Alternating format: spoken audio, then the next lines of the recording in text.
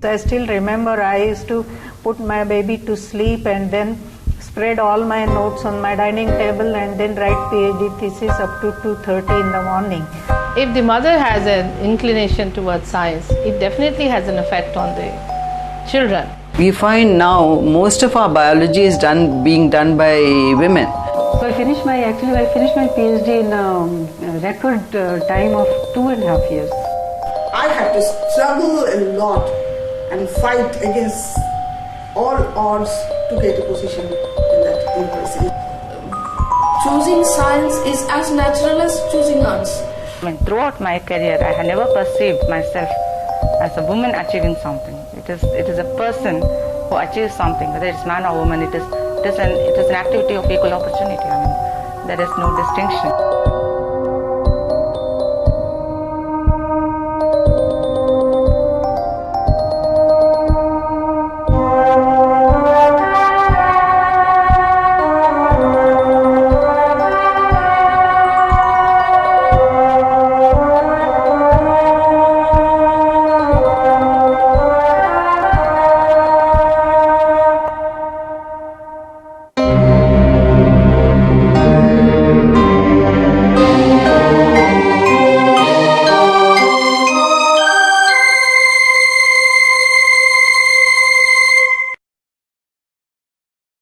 Development and modernization in India have been instrumental in ensuring women's entry into higher education and science.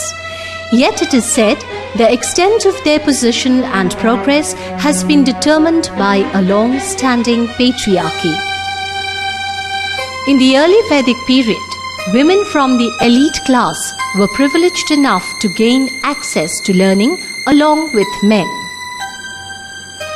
Gargi the philosopher, Lilavati the mathematician, and Khana the astronomer are famous names of the period.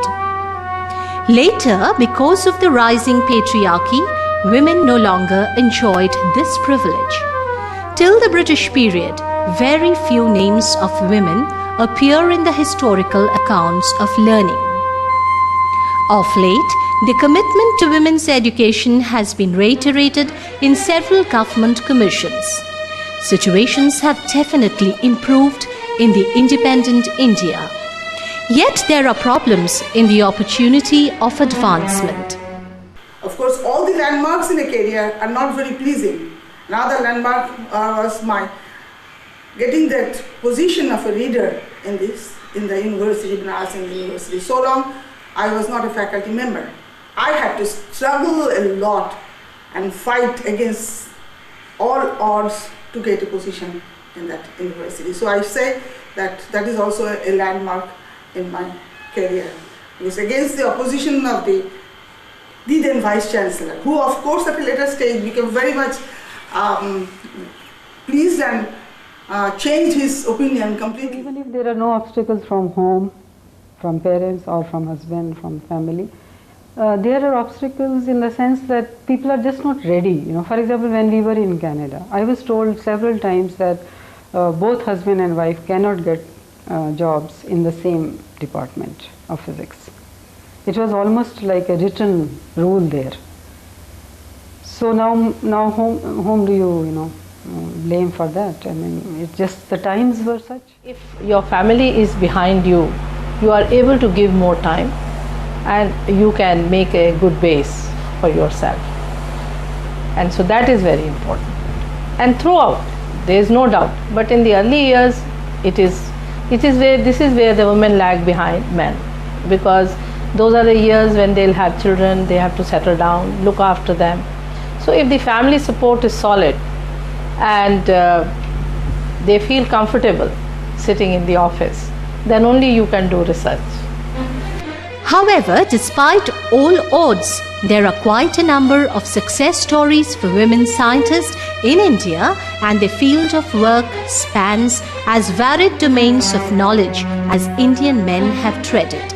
My most exciting period is certainly when I identified immunology as my future career. Before that, the traditional subjects were all there, of course. And it took me some time to identify immunology because it wasn't in our country. But certainly that has been an unceasing joy. I have, I continue to be fascinated by immunology. Yes. And so research-wise, I think that. And research-wise in leprosy, I think I first got recognition perhaps internationally when I showed, I went against what was then the slight dogma that existed as to why leprosy patients have generalized disease, and it was at that time implied based on a particular type of cell which is suppressing the immune response. And we found molecules and another cell which we thought is suppressing, which we continue to think is suppressing. So that caused a slight controversy in literature, which sort of got resolved reasonably well. I joined my PhD in the University of Tennessee. And there also I did quite well, reasonably good, I did quite well. And so I finished my PhD in a record time of 2.5 years. And so we were, all very jubilant and, in high spirits. See that, in fact, my advisor at the University of Tennessee, he made this comment, oh, these days young people, they plan their lives so well that I did not lose even a day of my studies or career. What motivates women to opt for a career in science? A consensus seemed to emerge that for women to pursue a serious career, her family needs to be supportive and of a higher awareness level. Well, I actually selected medicine as my career. When I was about 10 years old, I wanted to become a doctor. So I continued working for it. But while I was doing my medicine, about our second year or so, when we go into subjects like pathology, microbiology, I became fascinated by the subject of pathology, which in fact describes how disease comes about, what is the basis of disease, and how you differentiate health from disease, etc. And at that time we also had in the Department of Pathology in the All India Institute very eminent scientists, medical scientists you can call them, who were not only doing diagnostic work but also investigating diseases of importance to India, like malnutrition, cirrhosis, which occurred in Indian children, and things like that, which made me realize that one can, through experimental work and through science, understand our health problems in a better manner and give a good basis. So at that time when I was young and I used to say I shall always do pathology and experimental pathology, my teachers smiled and said, when you go into the wards, you will get attracted by being a real doctor and you may not come back to this.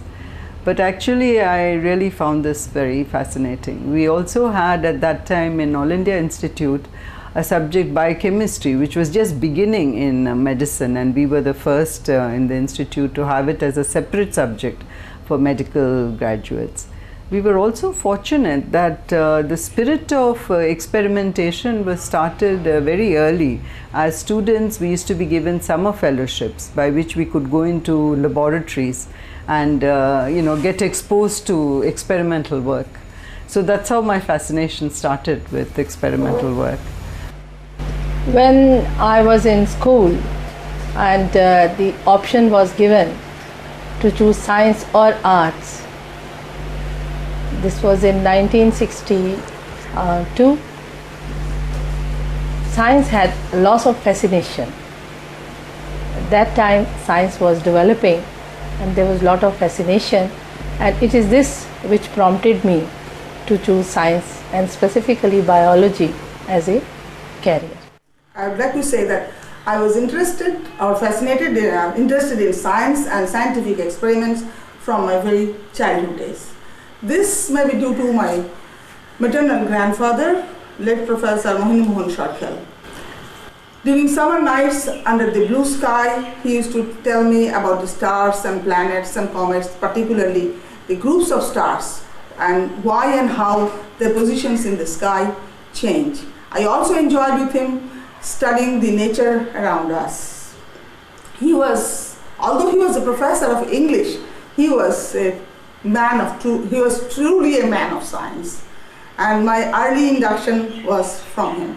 During my school days, of course, my most favorite subjects were science and math. But at that time I was too young to think whether I'm going to take science as my career, or even whether I'm going to be a careerist at all. But since in our family, by our family tradition, we have to go for higher education, during my higher education it was all science.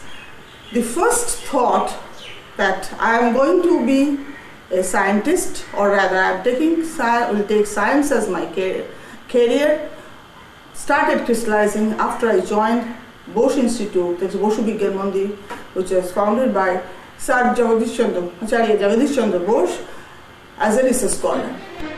While the women scientists we met were mostly hooked to science since childhood, some came to the field by default. I think the big influence was my father.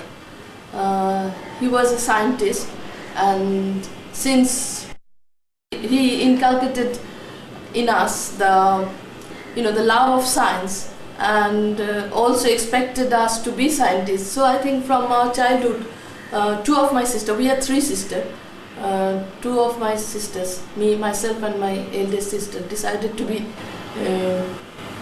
scientists or choose science as our career. By their own admission, women were not encouraged to take up non-traditional careers like that of a mathematician even 2 decades back.